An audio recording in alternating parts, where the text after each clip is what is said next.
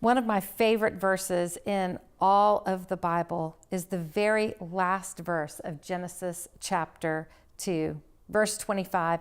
Adam and his wife were both naked and they felt no shame. The reason Adam and Eve could stand there completely vulnerable and feel no sense of shame at all is because they had no other opinion to contend with but the absolute love of God himself. But we all know the Bible doesn't end at Genesis 2, the last verse. We find in Genesis chapter 3 that the enemy comes in and the enemy tempts, the enemy deceives, and then the enemy accuses.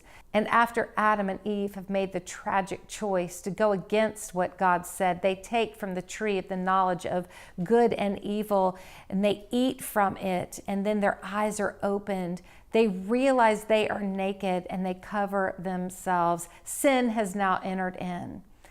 And I often think about what happened in that moment. So they're grabbing these fig leaves and covering themselves. Do they look down and think, I have to cover this up? Or do they look across at each other? Like, does Eve look at Adam and go, boy, you better cover some of this up. You got a fig and a leaf right here, right? I don't know because I wasn't there, but here's what I do know.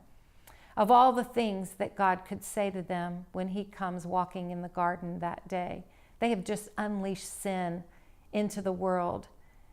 And think of all the consequences we still suffer today because of that. God doesn't berate them. He comes at them and asks them two questions. Where are you?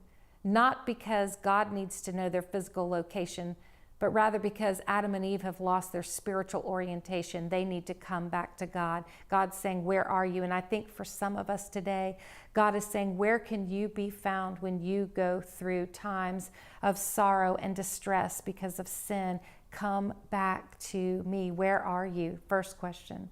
And the second question, God says, who told you you were naked? Who put words on you that were never part of God's original design? We know that in the garden, the accuser was there. That's why Adam and Eve were feeling the sting of shame like never before. But I would imagine some of you need to hear that same question.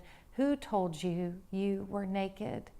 We must only let God's words become the words of the story of our lives.